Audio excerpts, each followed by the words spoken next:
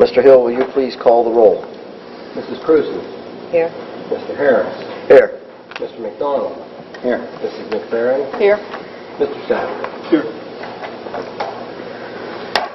Stand for the pledge. I think Ben Bertolini is going to be the one that leads us this morning. We have a couple students that are going to present the pledge for you.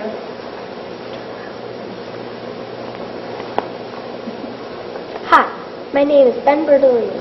I am a student at B.L. Miller. I enjoy being active in class and doing a lot of experiments in science class. Hi, my name is Gabe Bertolini. I am a student at B.L. Miller. I enjoy math class and Mr. Ski. Would you join us in saying the pledge? Please stand. I pledge allegiance to the flag of the United States of America and to the republic for which it stands, one nation, under God, indivisible, with liberty and justice for all. Thanks, guys. Thank you, young man. Thank you. Nice job. Good job. Okay. Item 2 is changes to the agenda, deletions, corrections, and additions. I have one correction, well, not really a correction, a change, and that's going to be item 4. I'd like to separate those into 2 motions. So A and B to be 2 separate motions. Good. Since they don't go together. Co-sign. I guess we don't have executive. Okay. Okay. Is there a motion to accept the minutes from the regular meeting, the special meeting, and the treasurer's financial report? Motion. Second.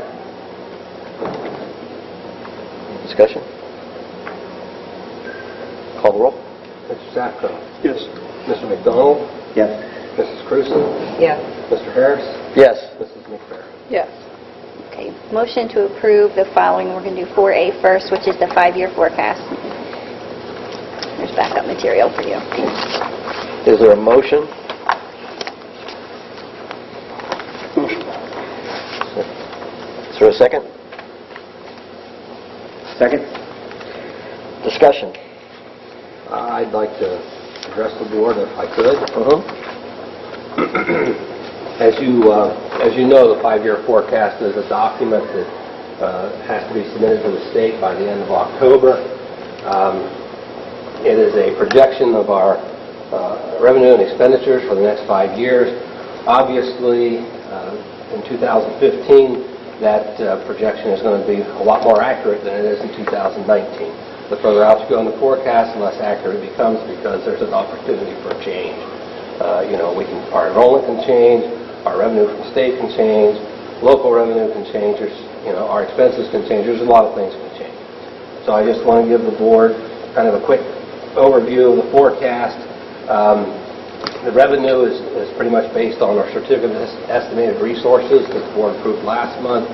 There's no real surprises there. Our real estate tax revenue is fairly level. Our income tax revenue is fairly level.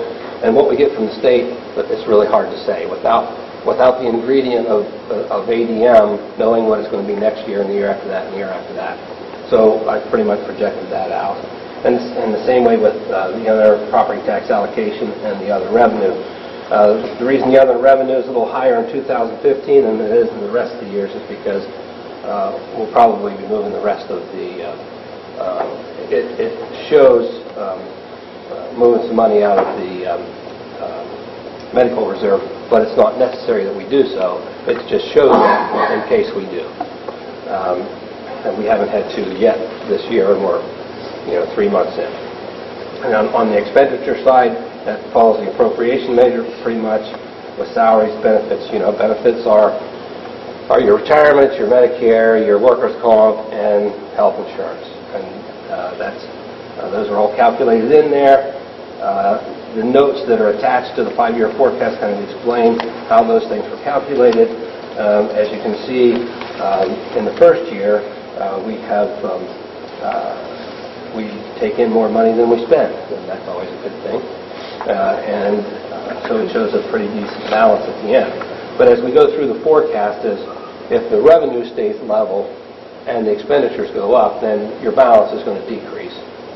And that's what this shows, a decreasing balance. But I don't see that we're in any kind of terrible trouble, anything to be real concerned about at this point. And like I said, this forecast has to be updated in 6 months. So if there's anything comes to the board, comes to me that needs to come to the board, or comes to the superintendent, then we can certainly address that with the board and move on from there and make adjustments as necessary. Does the board have any questions for me regarding the forecast? Yep. Pete, I got one question, if you don't mind. In the benefits, and I hope this is a typo error, down where you say health insurance for FY 2015 is calculated at $1,380 per year. Oh. That should be per month, right? Is that Yeah. correct? Per month, Yeah. okay. I never caught that. That's what Per month. okay. That is correct. All right. Because I couldn't get it to calculate outright, and Yeah, I apologize for that. It's per month. okay. Any other questions? It's the capital outlay of 2016, the $75,000, that's for the bus, right? Per month. And when will the bus go out for bid? Probably in January or February, the board has to take action there, and we'll put that out. It has to be... In 2015? For 2016? Or Yes, or in January of 2015, Okay. we'll start to put together the package, okay? And we'll get the specifications and some of those kinds of things. And then we'll follow the code to get that, put out for bid. And then the board will have an opportunity to approve that as we move along.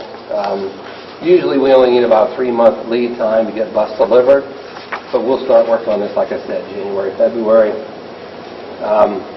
The bus won't be delivered until summer, so we won't have to pay for the bus until July of 2015, which is fiscal 16.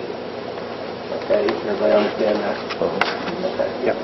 That's why it's in 16. It'll be spent right away in 15, but it's in 16. Very good, thank you. Okay, you're welcome. Pete, I have one more question, too. Sure. You had mentioned back in February that we have $330,000 that's in excess that we owe back for the construction of the buildings. Is that projected in here as well? Is that taken out of the funds already, or how's that? No, it's not in here because this is general fund. Okay. The construction fund is 010, and I do have some numbers for the board, although I wasn't able to run that end of current balance report. I mean, the current fund balance in 010 is $102,000. Okay, the last information that we have from the state is that we owe $340,000.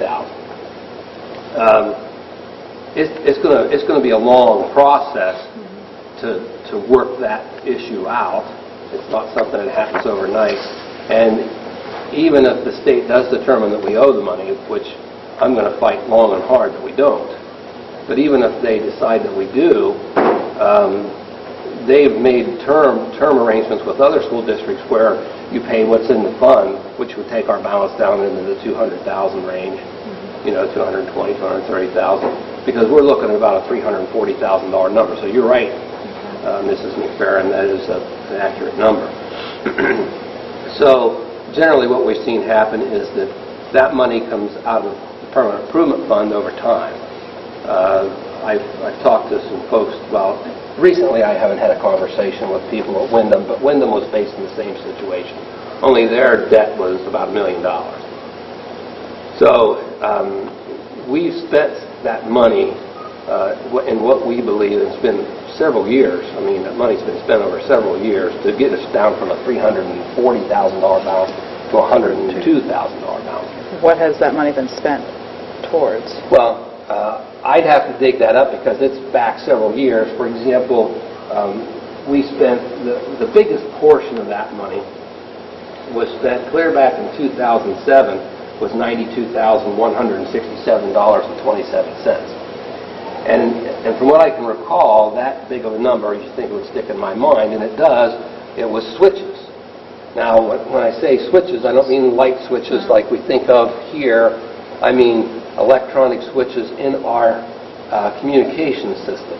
I don't know that this board has ever gone to our equipment room, what we call the computer heart of the district. Right. It's a room that's off the library. And in that room, there's a lot of switches and servers and routers and all that stuff, and it's pretty technical. It's above my head when it comes to the technology point of it. But after about 6 years of the buildings, of the new buildings being up and running, those switches all went bad. And so the board at the time said, those switches should last for 10, 15, 20 years. They all went bad. Well, it turned out that instead of Cisco switches being put in, some substandard switch was put in. And so at the time, we used construction money to replace those switches. And that was the biggest expense. Did you get approval to do that through the grant people as far as saying, okay, we'd like to do this with this capital improvement fund? I don't know for sure. I don't recall. I don't know if we did, and I don't know if we didn't. I'd have to go back and research that. I really don't know. That, like I said, it was clear back in 2007, so 7+ years ago. How long has that account been sitting there? I mean, how long has that $340,000 been there, or should have been there, that we were to pay that back? As near as I can tell, I couldn't go back any further than 2003. But at the end of 2003, there was only $6,000 in that account. But, excuse me, I'm going to pop my chin. I'm losing my voice. 2003? In 2004, we received over $1 million in revenue from the state. And there was $753,000 in expenditure. All that was, here again, as I recall, it's been a while. All that was we had a construction manager back when the project was done. And the construction manager was Carboni. Carboni has since gone out of business. At the time, all of the expenses went through the school district except for the Carboni expenses, the construction management expenses. The construction manager wasn't hired by the board here, it was hired by the state. It was their agent. Okay, so at the time, now we finished the project around 2001, moved into the buildings. A couple years later, 3 years later, they decided to take the money that was spent for Carboni, because Carboni had apparently reconciled their books, and they took the money that was spent, that they paid Carboni, and they calculated somehow with a calculation, and they gave us X number of dollars to cover the cost of Carboni, and then they took it back away from us. And it left us about $276,000 at the end of fiscal 4. And then we spent $26,844 in 2005, took a bounce down to $249. I'm going to get this all laid out for the board, but I talked to our A-site Access, and they didn't have a report that would generate this, and so I just went back in our books and by hand come up with, from the balances at the end of the year, at the end of the fiscal year, come up with these balances. And then that started us down. We never really had exactly $340,000 in there. I mean, and before that, when construction was underway, sometimes, there were times when we had a $10 million balance in there. I mean, the project was $18 million. Right. And then you turn around a month later and you'd have $6 million in there. Then you get more money in, and it went back and forth. So we've tried on different occasions to try and get things settled with the OSFC, but we would have some communication with them, and then that person was in charge of this at the OSFC would quit, go somewhere else, and they'd bring in a new person, and you wouldn't hear anything for a couple years, and then pretty soon they'd send out some information, and we'd answer their questions and have some dialogue, and then that person would be gone, and this went on and on. And previous boards basically said, well, when the ODE figures this out, then I guess we'll sit down at the table and try to sort through it and get it settled. And they never did sort it out yet. Even as I do have a copy of a letter that I sent last summer, and it's about a 2-page letter, and I'll be glad to get the board a copy of that when I do this, when I find a report that I can do for you. And and it talks, and it was a letter that I wrote to the OSFC. Now it's not even the OSFC, it's the OFCC. But I wrote a letter, and I believe the person in charge then, her name was Louise Snyder. She retired. She said, I forwarded it on to my replacement. Okay, that was over a year ago, and I still haven't heard one word from them. So it's still hanging out there. Is it a liability for us? Well, maybe, and maybe not. You know, all the money was spent justly, not to mention the fact that we spent a lot of money to bring these buildings up to a point after everything was all built. I mean, we had electrical issues, and and I have to go back and research the records and run reports and get totals, but we had Henderson Electric in here doing a lot of stuff to bring things right that weren't right. We had exhaust fans that weren't even hooked up back to the electric source. And I know this is a long run-out explanation, but that's what we need to know. Yeah. So I guess to sum it up, it's still out there. There shouldn't be a liability. I just don't know. I guess my concern is, it's one of those where I realize what you're saying. There are issues with the building and the construction, but the money, it's kind of like if you borrow money to build a house, and I still am responsible for paying the lender back. So that's kind of what we're in here, right? It's still hanging out there. How would we get out of not paying that back? Just because some things were done not up to standards of things we had to replace, so we're going to try and get out of it that way? Is that what we're looking at? Well, thinking we shouldn't pay it, or shouldn't have to pay it back? Or? I think that we would have to do a lot of work, a lot of research to get all the expenses tallied from Train, that they had to fix things, from Johnson Control, they had to fix things, from Henderson Electric, they had to fix things. That's what my letter was about a year ago, was we need to sit down at the table and have some dialogue about this and talk through some of these things and try to sort it out. And no response. So, it's going to take some time to come up with those costs and those issues and problems. But at the time we were going through some of that, and we spent some money to fix some things, there was nobody to talk to down there to sort it all out. It was just a kind of a mess. Well, it's been a long time, so I guess I would wonder when you borrowed that money and the buildings were built, the job was done. Did we have a deadline as to, okay, you have up until now, and then we want, we're going to close this out now. This account will be closed. We need the money back. That's like the longest. Right. There's never been a deadline. There's never been a deadline to close out the account. Have they ever asked us to close out the account? As I recall, there's been communication. They've sent me letters and things, to respond to, and we've responded to those.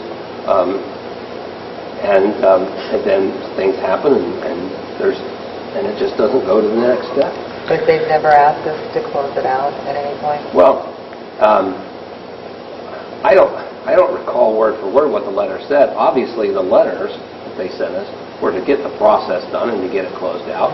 And they were working with Carboni, who obviously had kept track of all the expenses and all of the revenue and everything as the process was going through. And originally, probably within a year after the project was closed, they wanted to get it settled, and they wanted me to sign off on it. But the balance at the time was $440,000, and I refused to sign off because the state's balance didn't agree with Carboni's, and Carboni was their person. There was a $100,000 difference between what the state said that we owed and what Carboni said that we owed. It was probably 5 years before they got that sorted out and finally agreed that what Carboni and the states, they now agreed on this $340,000 number. And again, I know it's 340 something. I'd have to go find all that information. And at that point, I was willing to sign off and have a discussion about some of the expenses that we incurred because of poor work. Some schools sued companies that provided some of the work. and we didn't do that. Is there a reason why we didn't do that? I don't think the board wanted to at the time. To file a suit, the board would have had to have action and those kinds of things, and I don't think the board was interested in doing that at the time. I don't really know. But you don't know for sure if in spending those funds because of the shoddy workmanship, if it was ever approved by the organization, No, that we could use that money to fix what was broken. I don't know. The last conversation I had about that was probably, 10 years ago. I can't even remember the gentleman's name, but he's probably long gone by now. Did you save any of the correspondence that you've had with the people to kind of guide us into saying this statement was made, or this? Some of it was saved. Like I said, I'd have to go back. Most of the correspondence was not electronic, but Pete, what's your next move to the state? well, Because right now, we're all sitting here thinking about what happened 10 years ago. We got to figure out what's going to happen. What's going to happen now? Yeah. Right. well, the next move is for me to generate another letter. I guess they're not responding to the one I sent them. Okay. I've got a copy of it right here. I didn't make copies for everybody, but it's a 2-page letter. It says, I'm not going to read it, it's too long. But That's all right. it talks about 13 years ago and this and that and this and that. I can redo this letter, get it back down there, and see if we can sort it out. Pete, could you also just, these things that you say that are disputable and all that, can you get with those agencies, get the amount of monies and everything so that we have some type of ammunition to fight, or to show them where this was spent and what we're trying to accomplish? Sure. Yeah, let's go ahead. Yeah, because we're definitely going to have the, we're going to have We the need to have backup our to ammunition support, and have a backup for that. Because if we use those funds, we have to have backup to show us why we use their funds that should have been given back to them and why the amount isn't matching what should be in that fund, so.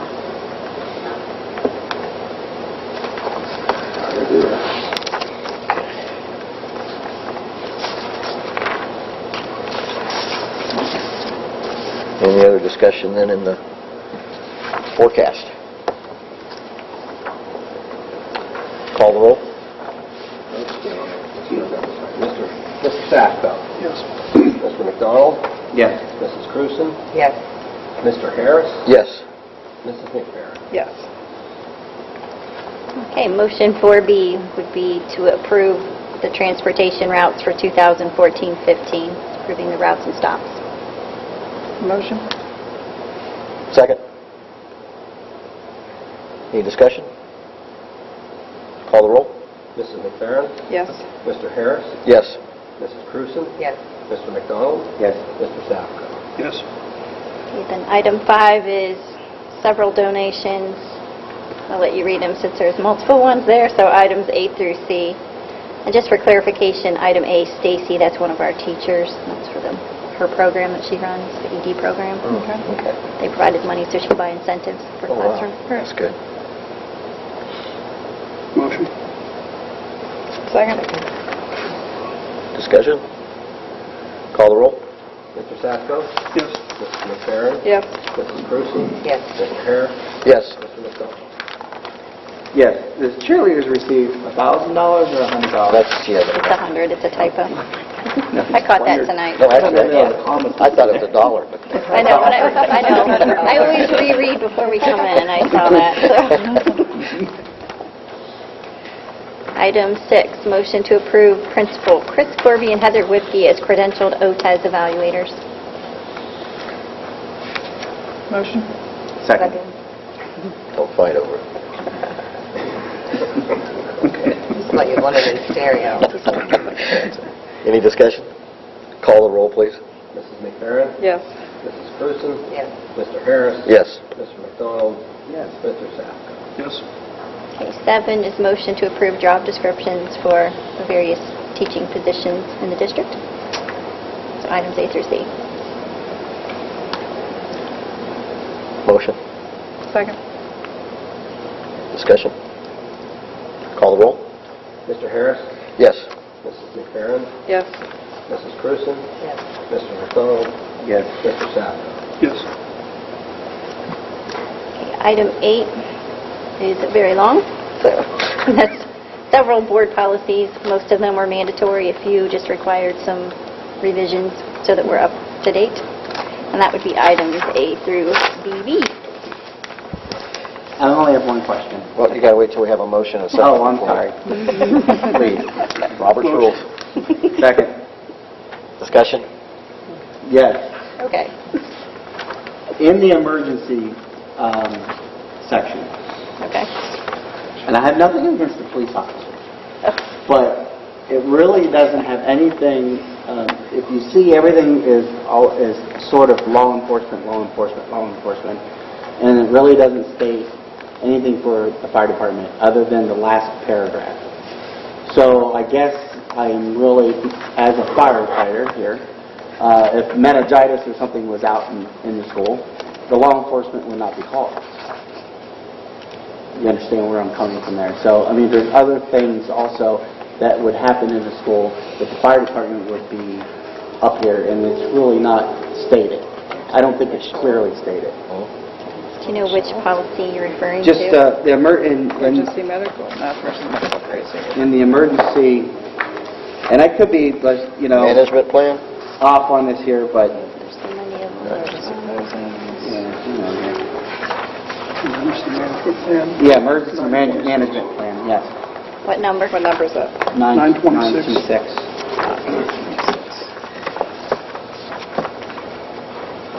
Okay. 926. I thought it was very good.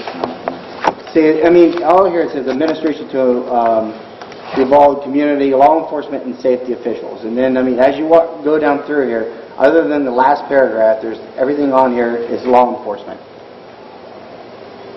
And again, you know, I would even like to see something on to state maybe law enforcement and fire, or because I know that, you know, if something goes down in the school, there are times where the fire chief is actually per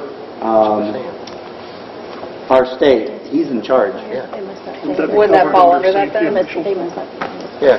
Well, He is again, our state, or our county. I'm an EMT and I'm a safety official. That doesn't mean I'm in charge. Do you understand what I'm saying? Wouldn't that, And so you're saying the I'm saying that as I read all this here, I just think some of the wording, okay, I just, I don't know. I just didn't see anything in there that, law enforcement and safety officials, And fire department. parents of students who are assigned to the building, and teachers and non-teaching employees who are assigned to the building. I think that, I mean, I thought safety officials, that covers that, that's what it falls under. Law enforcement and safety Safety officials. officials is your EMS and... Yeah, if you fire EMS, would that qualify that? yeah, but most of them are called first responders or fire EMS first responders or something like that, just safety officials. Safety officials could be a police officer also. But Not really. again, though, I'm not picking on it. I mean, it is what it is. I just would like to see some different wording, I guess. If there is an emergency, wouldn't they be called anyway? That would follow, yeah. I mean, Yeah. It wouldn't, I mean, just to Oh, yeah, clarify, it would be they would 911 and be called, but Okay. What do you need, fire, police, or EMS? That's what the question is for the 911 operator. And if they say, I need them all, we all roll. I mean, they would we be, all roll. you all come out anyway. We are small, you know, so I think everyone comes anyway. I just We don't all want know you anyone won't be thinking here. I'm picking on the law enforcement because I love our law enforcement. Trust me. I know. It's something we can always adopt now and And then then, make revisions later, but at least That'd we be have it great. in place. Because Give me some time to just a little research. different. most of these are all just state law General. changes and things like that that we're Okay. making any changes. It's all good. Thank you. Any other questions, discussion? Call the roll. Mr. Sacco? Yes. Mr. McDonald? Yes. Mrs. Grusin? Yes. Mr. Harris? Yes. Mrs. McFerrin? Yes. Okay, item 9 is to accept the resignation made by Jenny Neal for Destination Imagination, effective immediately. Motion? Second. Discussion? It's posted. It's posted. It is posted, okay. Call the roll. Mrs. McFerrin, Yes. Mr. Safko, Yes. Mrs. Cruzen, Yes. Mr. Harris, Yes. Mr. McDonald. Yes. Okay, item 10 are several one-year limited contracts for substitutes in various positions, item A through I. Motion. Second. Discussion? Can I ask a question? With the, our educational aides all going to the county, do we have to We have to supply supply these. these substitutes? Okay, that's what, okay. Okay. Call the roll. Mr. Safko, Yes. Mrs. Cruzen, Yes. Mr. Harris, Yes. Mr. McDonald, Yes. Mrs. McFerrin. Yes. Okay, 11 are several supplemental positions for the 14-15 school year, item A through P. Motion? Second. Discussion? Call the roll. Mr. Harris, Yes. Mr. Safko, Yes. Mrs. Cruzen, Yes. Mr. McDonald, Yes. Mrs. McFerrin. Yes. 12 would be item or comments from SLEA. SLEA? Wow. They're here. I thought they were here. That's the first time it's happened. I talked to him today. Oh, did you? Everything's good. Everything's good? Okay. Okay. Okay. Sounds good. I know, sure. Okay. Okay, comments from the public. Well, I think there's quite a few, perhaps. Whoever.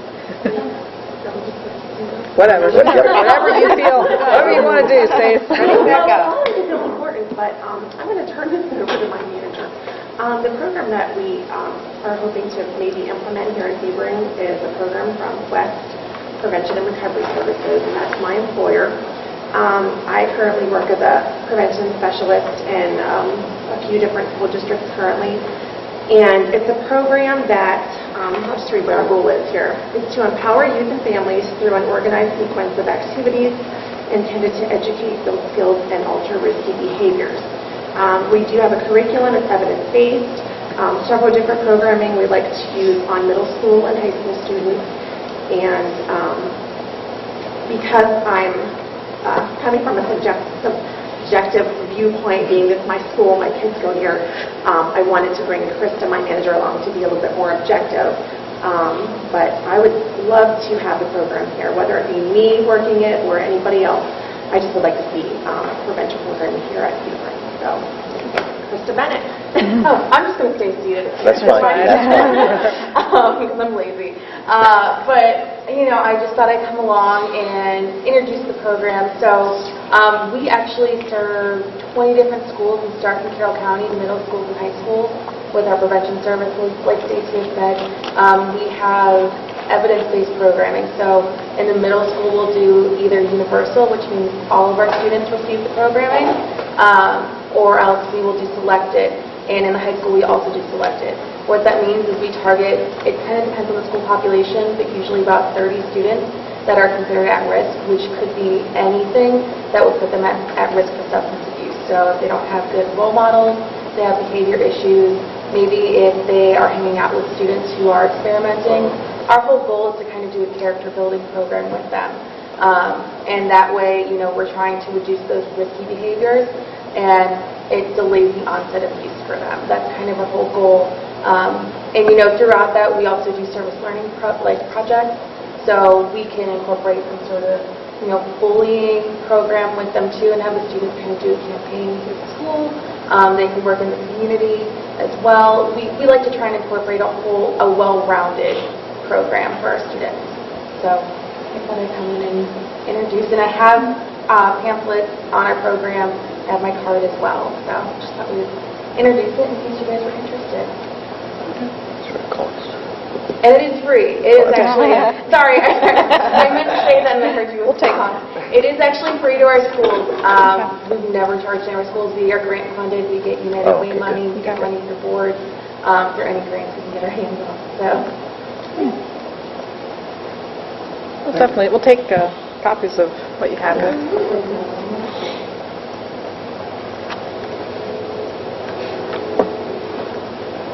Is this something we can start soon, or do you do beginning of school year? Well, we usually try and get it at the beginning of the school year, but what we can do as of right now is we can come and do some engagement to kind of get our faces in the school, get the students to know us a little bit better, and then, get going with wheels up at the beginning of the school year next year. So that would be kind of the plan. Unless you guys really wanted it right now, I'd probably try and find some funding to get it put together.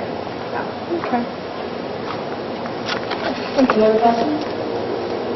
Great, thank you. I don't know who the guy is in that. You don't know? Mr. Smith. Do you? For the gladiators, right? Thank you. We're still waiting on 2 individuals to give us some feedback. So we're hoping that by next month we'll have your answer and everything. That's fine. That was the other thing. I was here for answering other questions. Okay. Yeah, we're just waiting on our athletic director and some coach to let us know what they feel and everything. So, okay. Mrs. Whipke? Also tonight to discuss a little bit about camp options for 5th grade. Mrs. Viscount had mentioned that there were questions, are there alternative camps? At my previous employer, I was camp director for 5th grade camp. We didn't go to 5th grade. What I'm giving you right now is what the students did last year. And I'm also going to give you, it's a mini power presentation, what I would share with parents of what I am familiar with.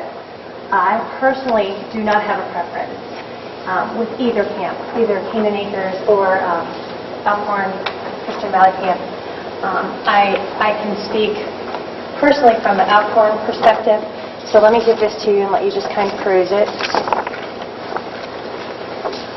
Both camps are 3 days, 2 nights. Both camps cost the same, basically. The Camp Elkhorn would cost possibly more depending on donations, because I'm not familiar with what the Canaan Acres, I know it's roughly $100 cost, but I'm not sure if the school or the parents provide like the marshmallows and things like that. That's things we could figure out. But I specifically wanted to give just an alternative.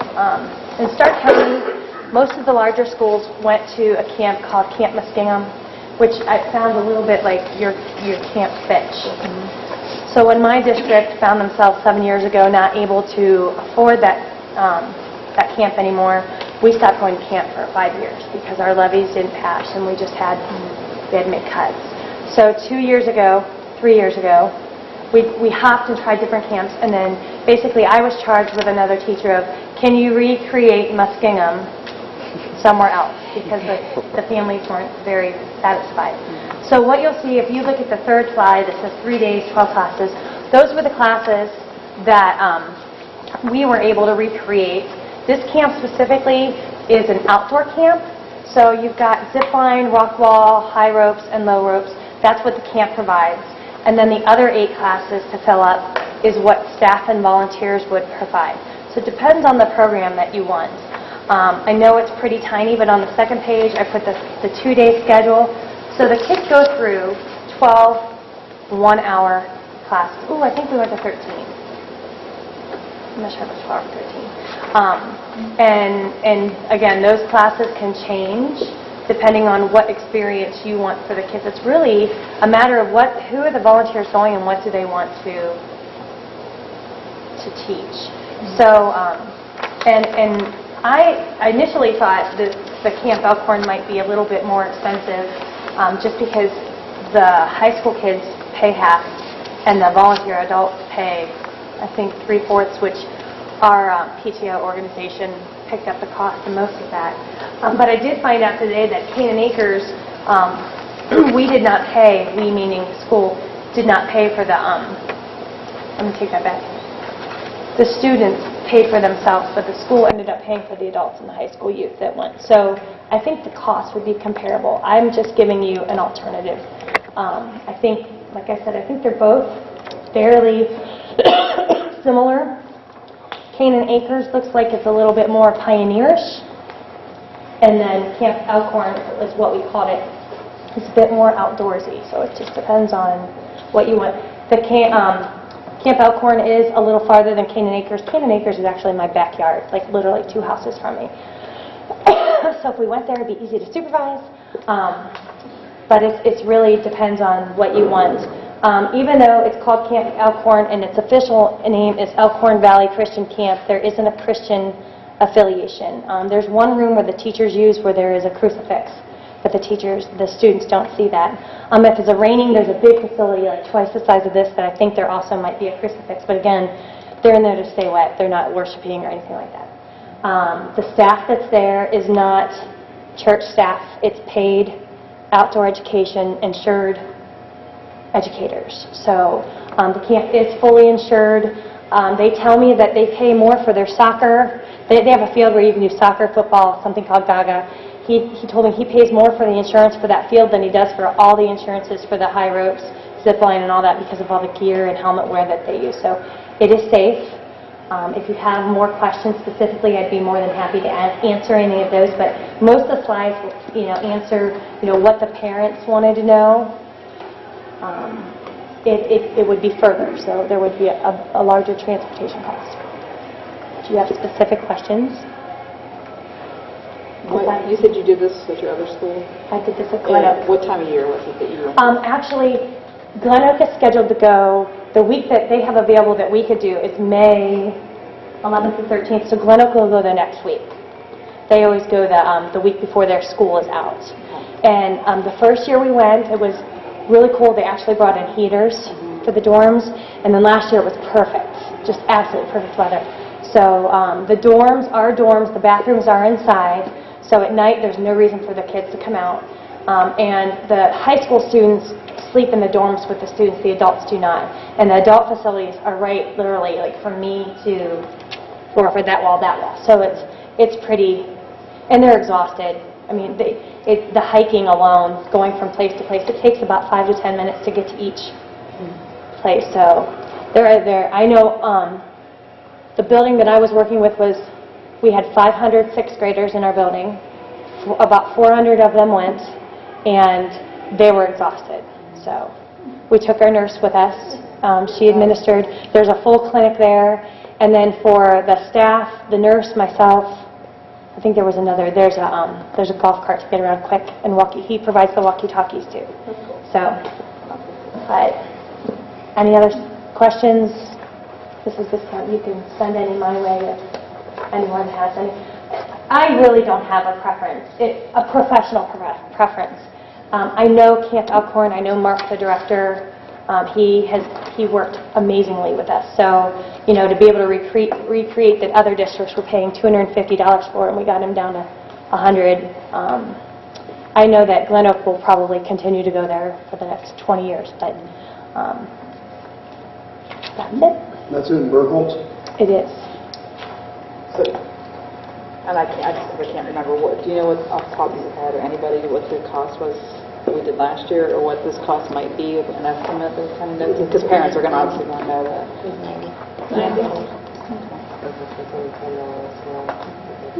Right. And transportation. Right. Just looking at both programs, for my own students, I went to zip wall and the rock wall and things like that. But, when I look at this, pioneer crafts, butter and candle making, I mean, those are very valuable too. So pond study, a lot of these are very from, the Owl Lady, we had owl pellets, so.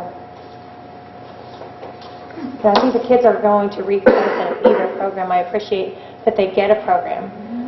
But I was asked if there's an alternative to the camp that we go to, and that is the one that I'm familiar with. And if there's one you want me to research, I will. But $100 for 3 days, 2 nights. Their meals are amazing. They're not inexpensive, and they'll pretty much let you pick your meals. So. You're getting a look, Mr. McDonald. Keep on going. So, thanks for your time. Let me know if you have questions. You guys thought I was going to disappear? Just hope. You were hoping. Thank you. We call it in. And then Ray did it. I had one item. I contacted Josh Scott. We've been playing phone tag and email tag. So anyway, he would like to have practice on Sundays from 1 to 5. So just, I didn't think it really needed a motion, but just to let you know that he feels it would be beneficial to our teams to be able to allow the kids to practice on Sundays. Yeah, nobody has an objection. Yeah, I talked to Josh about that about a month or so ago, and he thought it'd be especially beneficial to the girls' program because they play on Mondays to be able to have a practice the day before a game. Back in the olden days, we used to practice on Sundays, and everything was fine. I guess the question though, is this just for the high school only? Or is it for all grade levels? I don't know. I would think high school. I mean, I can't imagine the elementary is just doing it really for fun. They aren't competing, so I don't see why they would need to practice Well, on Sunday. possibly junior high kids. I'd have to look at the schedule and see if they have Sunday games.